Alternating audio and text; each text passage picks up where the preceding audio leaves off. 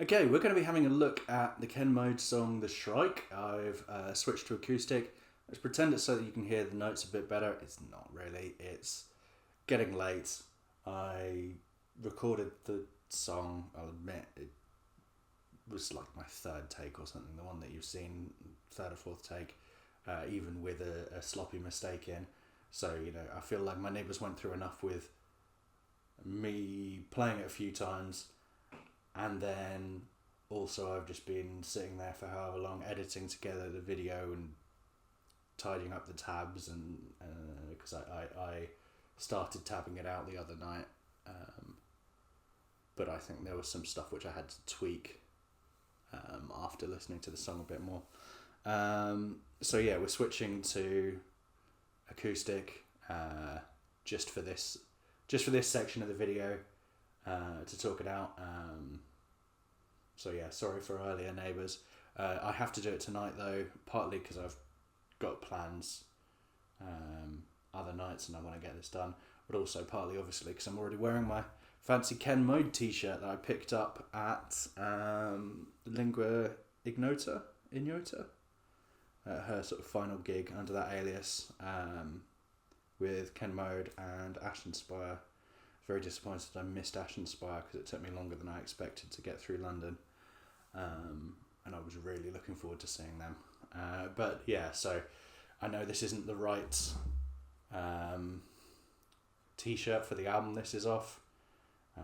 This is, I think I asked the merch dude for the one with the guy that looks like the Groke on it, because I've been listening since about the Blessed is when I got into Ken Mode, but I think this was my favourite album.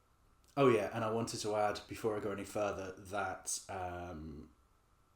this song's been stuck in my head recently, which is why I decided to learn it. But also, there is already a video on YouTube of like the first riff and kind of the second riff as well, slightly differently from how I play it, but by Zach Blair over at Ruinous Media. So if you'd rather check that out, he does it in a slightly different tuning. I think, and I did find some old Facebook post from the band or something where they were mentioning tuning down the bottom strings, so I might not be on a complete wild one here, but this sounds to me, when I was trying to figure it out, it sounded like, yeah, the low string here is an E flat, but the rest of it, I believe, is standard tuning. So we're doing standard tuning for your first to fifth strings, but then your sixth string is detuned to semitone to E flat, which is a bit of a weird one, but it works, and it lets us have some nice kind of open strings are suddenly sources of discord rather than the sort of, and I was gonna make a denigrating comment about like generic acoustic covers of songs with loads of open strings or whatever. I'm using an acoustic to play a bloody like noise rock sludge song. I don't know what I'm doing. I am in no position to be cast in stones, but yeah, anyway, having these open strings here, I think, really gives a lot of options that wouldn't be, like, if you were doing everything in E flat standard, you wouldn't have that option for that lovely jangly discord. Oh, and one more thing. Apologies to anyone who's reading it from the sheet music, not the tab. To me, the song feels like it's in like E flat Phrygian. I don't know why I think E flat instead of D sharp. That's definitely something which has given you a slightly more inconvenient key signature, and I think I ended up putting some like double flats in some place for convenience, my convenience for how I think about it, not your convenience for reading it, because I've made it really inaccessible. Sorry. Also, if I'd done it in E flat minor or D sharp minor, whichever one has the least accidentals, that probably would have been better than doing it in the Phrygian. I'm not thinking about that off the top of my head, but yeah. Sorry, I guess I've transcribed it in a really inconvenient key. Anyway, there are going to be some gaps where I meander off and then realise that I should just retake that and cut out a lot of my waffling. Okay, so the main riff, the kind of, is what we get for the intro. The first couple of parts of the intro look different the way I showed it on the tab that overlaid while I was actually playing through it. But it's the same, on the intro. Both of the first couple of parts of the intro and the verse is always the same. The difference is, what's going on with the bass and the drums and stuff to give it more oomph than the kind of tiddy opening sound. Right, so you're going to be playing octaves. So this is on the 5th string, you've got your 6th fret, and on the 3rd string, you've got the 8th fret, so that's an octave apart. And basically what you're doing is a bit of 6, bit of 7, bit of 4. It's that, but you're adding the octave in, and you're also adding in a kind of droning low E flat with this string that we've detuned. But you're actually, you're strumming it. Right, so that's all that section is.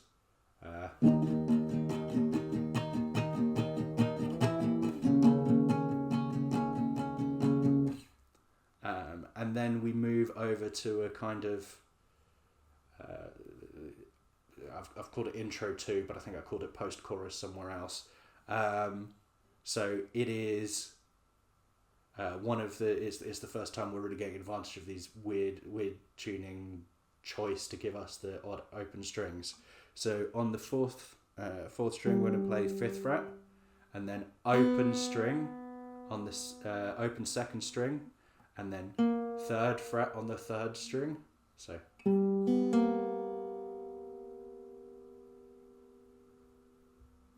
you're playing, your G. I'm not very good at those. G, and then like the major 3rd and minor 3rd. But because you're doing it with the open string, you can kind of let it ring. The second time you play through this whole section, so when it comes back after a chorus, you're going to kind of not let it ring as much, and you're going to put some vibrato on some of the notes and stuff like that. Play it a bit more like a lead line. But yeah, so you've got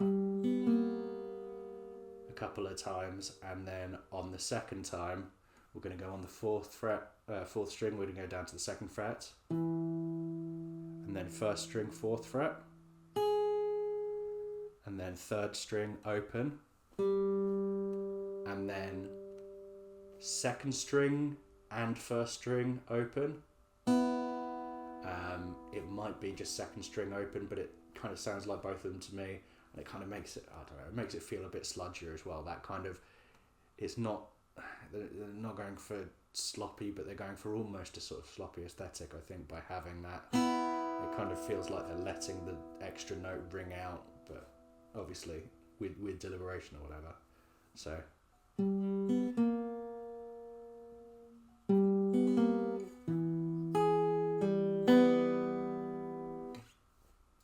okay, so then you're going back to the verse, but then you're going to the chorus, and this is, I'm not 100% sure that I'm doing this right, but this is one of the places where those open strings really come into their own, making a kind of slurry of sound or whatever. So we've got kind of, through this section, we've got some open strings. First 3 strings are going to be open, but underneath it, first we have kind of a tritone here, 5th string 4th fret, and 4th string 5th fret. So there's kind of a unison between the 4th and 3rd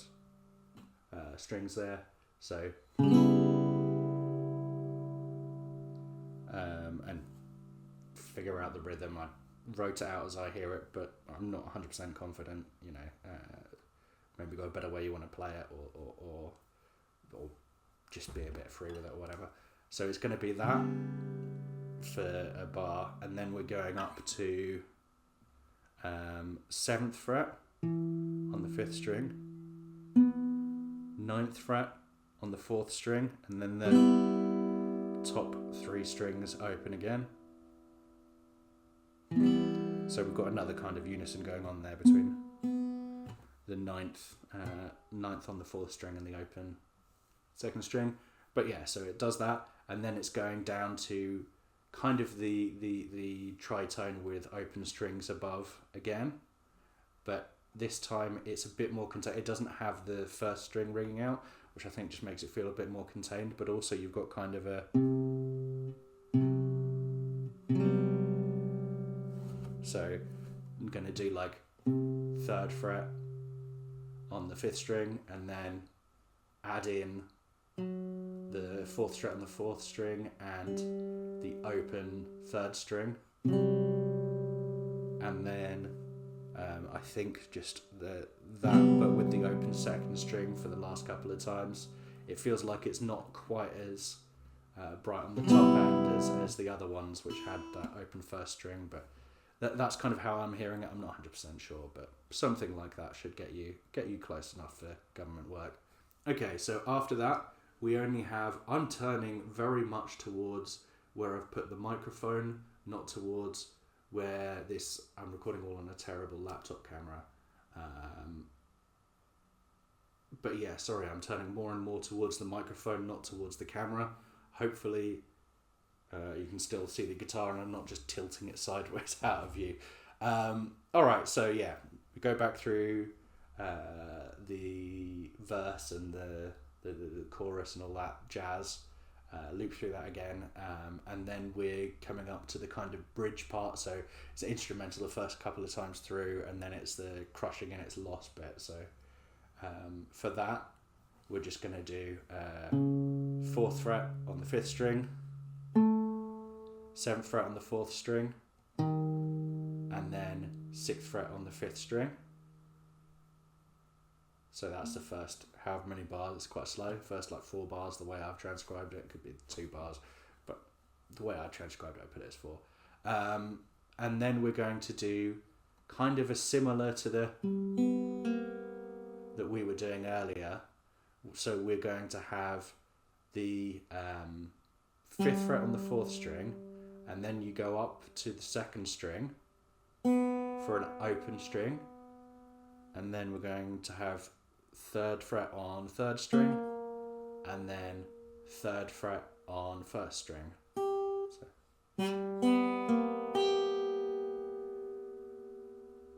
And you're kind of holding those down so that it builds up, like arpeggiating out a chord or whatever they call it. I've forgotten how words work, but yeah, we're spelling out this chord one note at a time, but with a little kind of goes up and then down, and whatever. And then we have a kind of leady line or leady couple of notes where we've got a unison thing going on. So we've got the 5th fret on the 2nd string and the open 1st string, and it's important that you're playing both of them. Partly obviously it thickens out the sound, but then because you're going to play them together and then you're going to play them and then bend up a semitone and back down, so you can hear it's kind of the 1st string keeps ringing out, so you're bending up into a semitone discord style thing, and then we're going down to the 4th fret on the 2nd string, still with that E on the top end. So.